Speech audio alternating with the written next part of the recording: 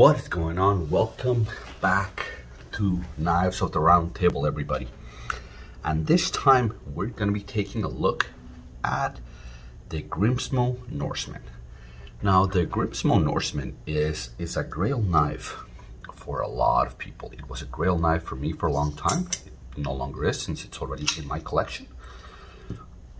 But it's a grail knife for many people because it has a very unique and distinctive design, but also, well, it's incredibly well built, but also because the story of John and Eric Grimsmo is one of those that people have followed for years because they've documented the entire trajectory on YouTube, you know, from where they started on a garage in Canada to the high-end facility that they have now. So for a lot of people, they've kind of grown in front of our eyes, if that makes any sense. And then, you know, they've made only two models as far as I know, the Norseman, which is this one, and the Rask. And because they've only done two models, they have, you know, refined and perfected those models. They've improved the internals. They've done a lot of things to just improve their tolerances and their precision and everything in everything that they make. So what you end up with is even though they only make two knives, they make two very good knives, if that makes any sense. Now the Norseman, you know, whenever I saw pictures of it, it looked like a much larger knife. It's not a huge knife. It's not small, but it's not huge. See, you're coming in a little bit over 3.5-inch blade, just a tad bit. So generally I try to stay at right at 3.5 inches. It doesn't bother me that it's a little bit bigger than that.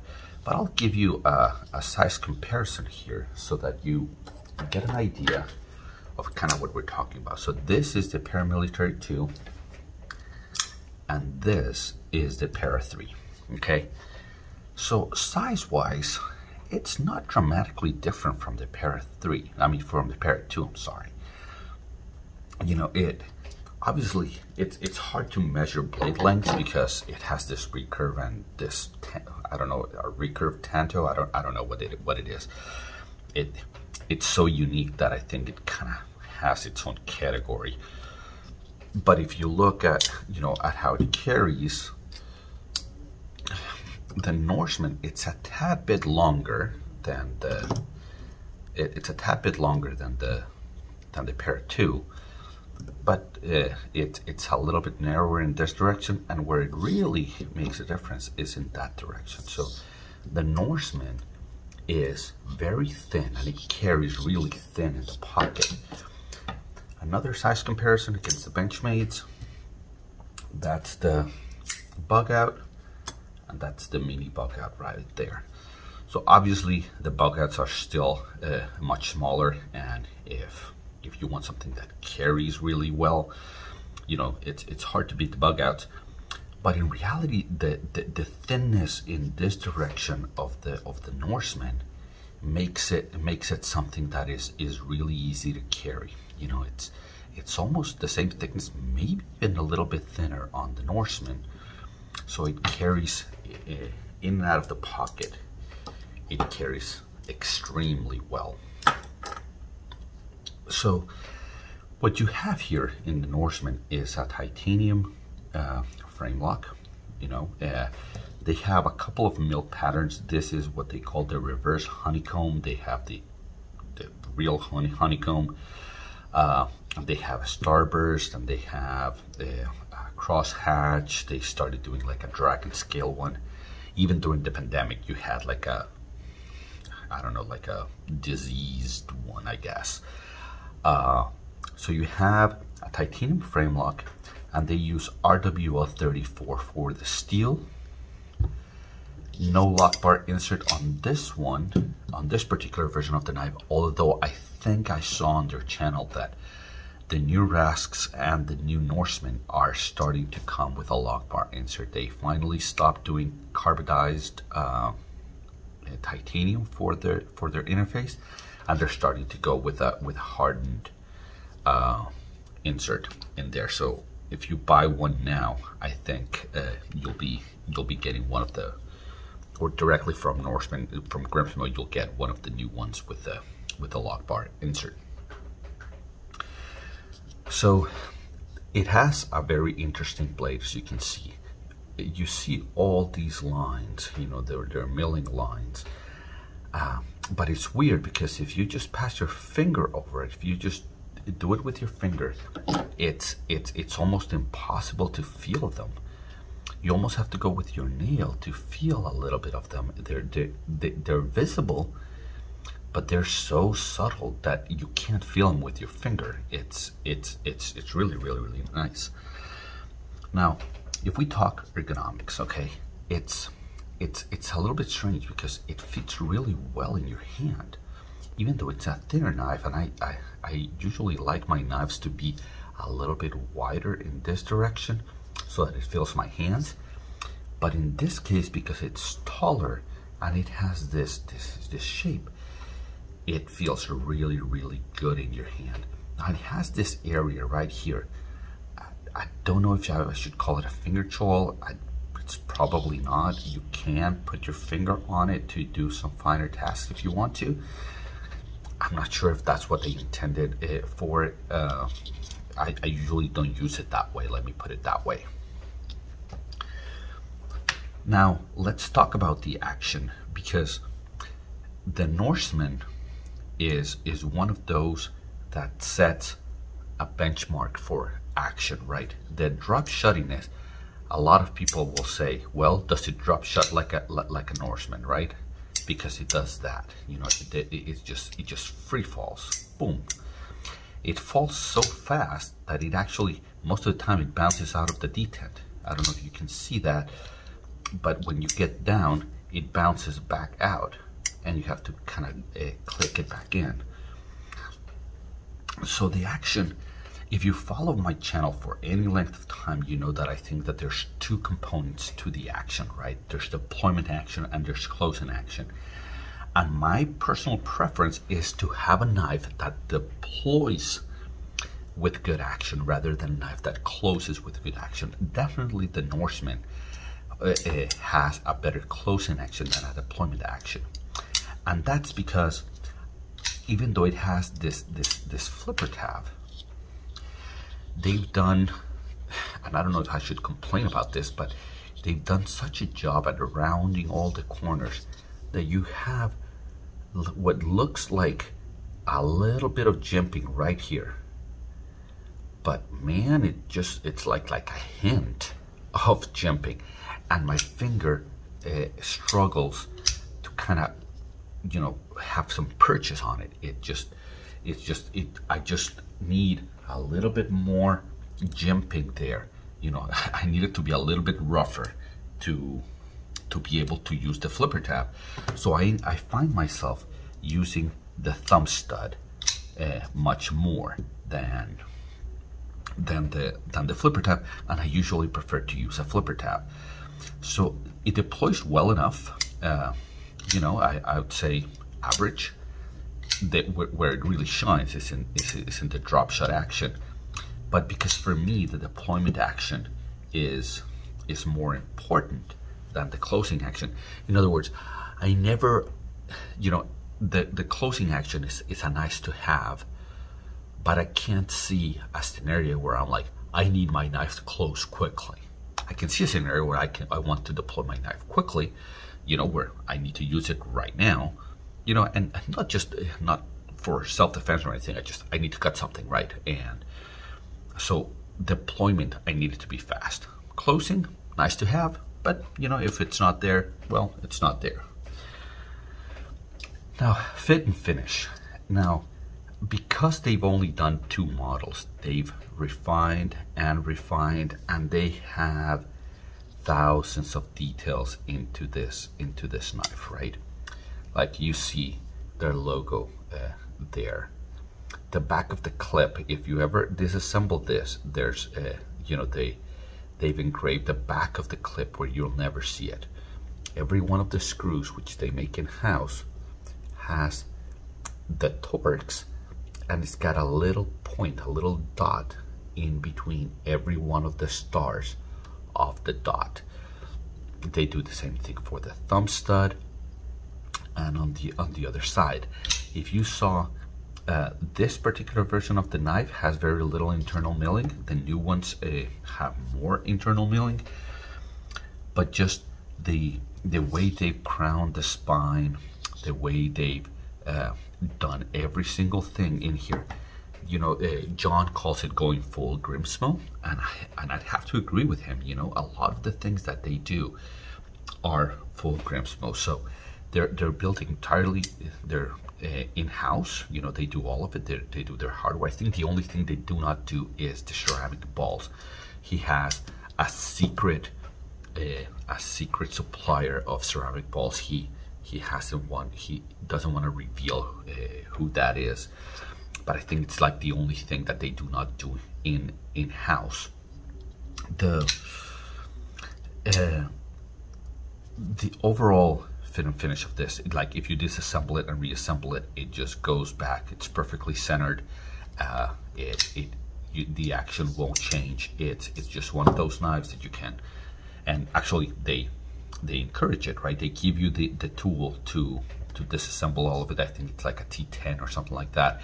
It's and they include it, and it's just really well built, because they've had, I think they're pushing like 12 or 13 years in business, and they've perfected it over the years. Like I said, the latest thing that they've perfected is the lock bar insert. Now, the airing of Grievances of the Grimsmo Norseman.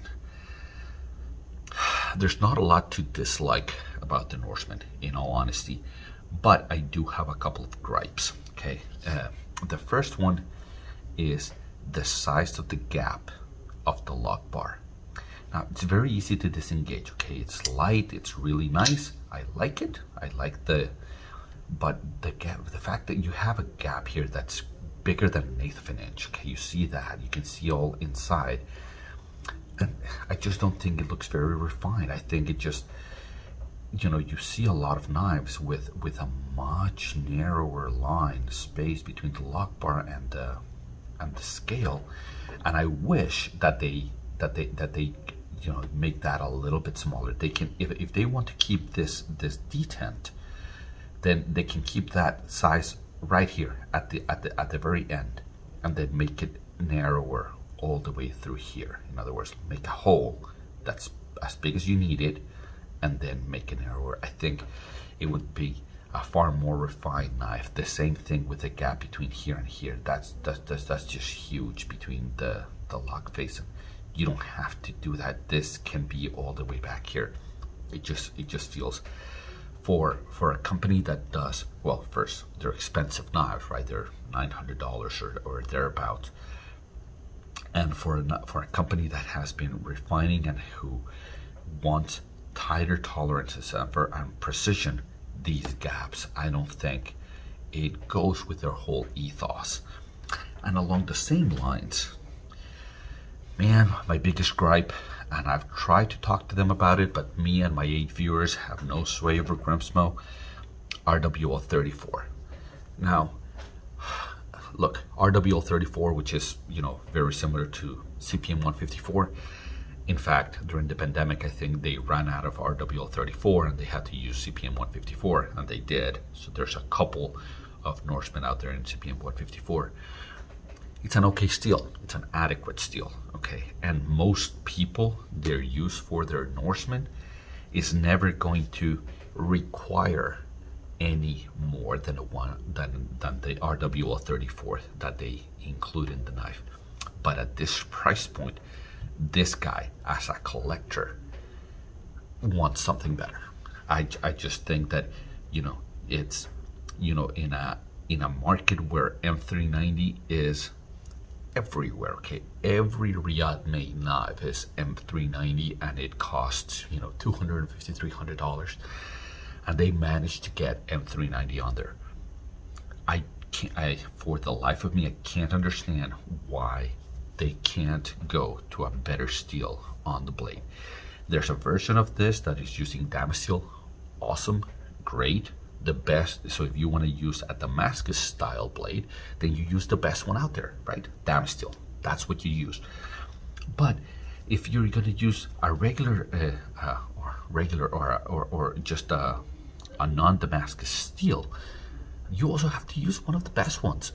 You know, when you have a Ferrari, it's not about whether you're going to use all of the horsepower that a Ferrari has to offer. It's just that if you're buying a Ferrari, you expect that. You know, you expect certain things whether you use them or not. And RWO34 is just not for a company that puts the dots on every screw, that, you know, mills internally, that, you know, mills the back of the clip, that has the secret supplier of ceramic balls. Oh my God. You know, you pay attention to everything, and the choice of steel is it's okay. It's not that it's deficient. It's just that you've gone overboard in everything else in the knife. It just goes against everything, every ethos of your company. If you're saying, hey, you know, I'm gonna refine every single thing. I mean, I've seen the video on the new lock bar insert. It's insane. It has the little Grimsmo logo inside of the lock face of the lock bar. It's crazy. It has the same little dots on the screw that holds the lock bar insert. All of that is awesome, but you can't neglect your steel. You can't have this incredible thing with all of these details that you've gone overboard and then pick that steel. My biggest gripe by far on a Grimsmo is the steel. You know, I have a ranking that I haven't published. I may publish it if you guys want, but I have a ranking where I rank a knife based on blade steel, scale, material, aesthetics, ergonomics, and fit and finish. You know, I all of that is weighted. And obviously, one of the things that weighs the most is the blade steel, because that's the most important portion of a knife. And the Norseman drops about 15 spots because of the use of a RWO34. It's one of those things that kind of baffles you, and you're like, man, I wish that they changed that. Kind of like what Medford does, right? You know, they do S35VN on knives that cost $600-700.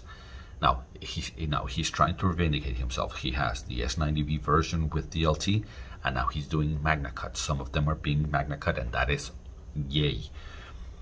But I think Grimsmo needs to kind of jump on a different steel bandwagon. You know, I feel like they, you know, maybe it messes up with their, you know, with their milling, with what they've done so far. But you have to kind of keep evolving as a company. Now, overall, I think the Grimsmo is a great knife, and as a Grail knife, I think it's just a Grail knife. It's, you know, it's something to aspire to. I think knowing what I know now, and at this point in my collection and the knives that I have, this is far more distinctive than a Shirogorov knife. But at this point, if I only had the money to buy one or the other, I would get a Shirogorov. If you have money for both, I would absolutely recommend you get both. It's a really, really good knife. Just if I had to choose just one, I would choose that one, and just because of the steel that they use. Okay, that's one of them, and the other is because of this recurve. Okay, I want to be able to sharpen my knives. I enjoy sharpening my knives, and I can't sharpen a recurve. If I ever have to sharpen this knife, I've had it for probably 6 months. I think it's still pretty sharp because I have many knives. So you know, these get used, I don't know, once a month or so. But I'm dreading the time where I have to send it in for sharpening. I don't know who does good sharpening of Norseman. I have to do a little bit of research, and if you know, please let me know in the comments. But I think if I only had to pick two, I'd pick. If I only had to pick one, I'd pick the Shirogorov. But if I had the money for both, I would absolutely recommend the Grimsmo Norseman. Well, guys, there you have it, a review of the Grimsmo Norseman. If you think I earned it, if you enjoyed the video, then like, subscribe, and until you see you again, take care.